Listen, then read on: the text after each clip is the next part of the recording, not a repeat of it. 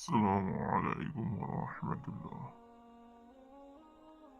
ভাই বন্ধুরা সবাই সুস্থ আছেন, ভালো আছেন? আপনারা যারা ভালোবাসা সৃষ্টি করতে চাচ্ছেন, মেয়ের সঙ্গে ভালোবাসা স্থাপন করতে যাচ্ছেন,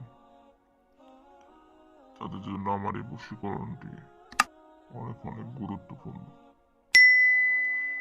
এই বশীকরণ নকশাটি আপনারা শুধুমাত্র 3বার পাঠ করবেন, তাহলে সেই কাঙ্ক্ষিত ব্যক্তি আপনার জন্য ছুটে আসবে।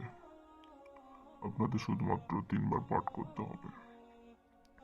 তো আমি এটা সরাসরি বই থেকে দিচ্ছি, এবং আপনারা চাইলে এটি অঙ্কন করতে পারবেন। এই নকশাটি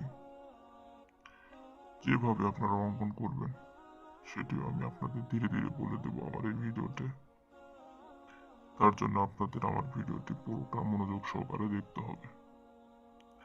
আর আপনারা যারা আমার চ্যানেলে নতুন, অবশ্যই আমার চ্যানেলটি সাবস্ক্রাইব করবেন। কাজটি করার জন্য অবশ্যই আপনাকে আমার থেকে অনুমতি নিতে হবে। মন্ত্রটি স্বয়ং সিদ্ধ করা না, সিদ্ধ করতে হবে। কিভাবে আপনারা সিদ্ধ করবেন এটিও আমি আপনাদের বলে দেব। আপনারা নিজেরাই স্বয়ং সিদ্ধ করে নিতে পারবেন। প্রথমত আপনাদের একটি কাগজ সংগ্রহ করতে হবে এবং সেখানে কলম দিয়ে এই নকশাটি অঙ্কন করতে হবে। কলম দিয়ে নকশাটি অঙ্কন করতে হবে, এটা আরবি নকশা।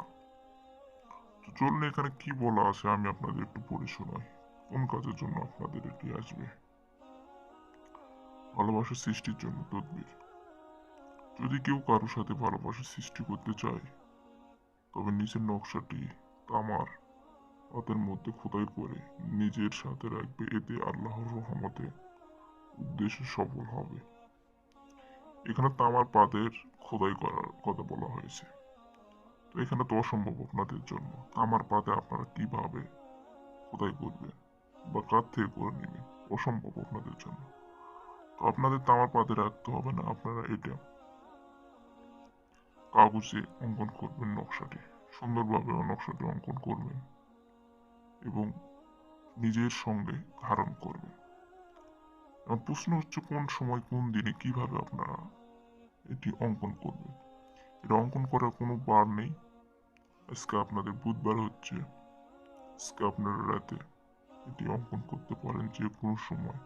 তবে হ্যাঁ, অবশ্যই আপনারা এটি অঙ্কন করার পূর্বে পাক পবিত্র হয়ে অঙ্কন করবেন। কেননা পবিত্রতা ইমানের অঙ্ক, আপনারা নিজেরাও জানেন। এই জন্য আমি আপনাদের অনুরোধ করবো আপনারা পাক পবিত্র হয়ে এটি অঙ্কন করবেন। অঙ্কন করা হয়ে গেলে এখন আপনারা বাম পাশে আপনার নিজের নাম, আপনার পিতামাতার নাম এবং আপনার জন্ম তারিখ লিখবেন।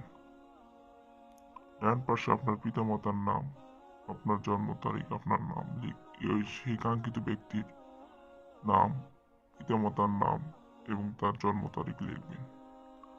তার পিতামাতার নাম যদি না জানা থাকে সেক্ষেত্রে আপনার নাম, আপনার জন্ম তারিখ লিখতে হবে এবং ওই ব্যক্তির যাকে বশ করবেন তার নাম, তার জন্ম তারিখ লিখতে হবে।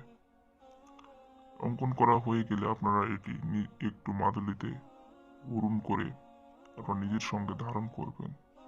ইনশাল্লাহ 3 থেকে 4 দিনের মধ্যে সেই কাঙ্ক্ষিত ব্যক্তি যেখানেই থাকুক না কেন আপনার জন্য ছুটে আসতে বাধ্য হবে।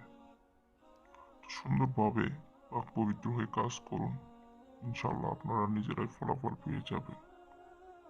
এই ছিল আজকের ভিডিও। যদি কোনো প্রয়োজন থাকে স্ক্রিনে দেওয়া নম্বরে যোগাযোগ করতে পারেন।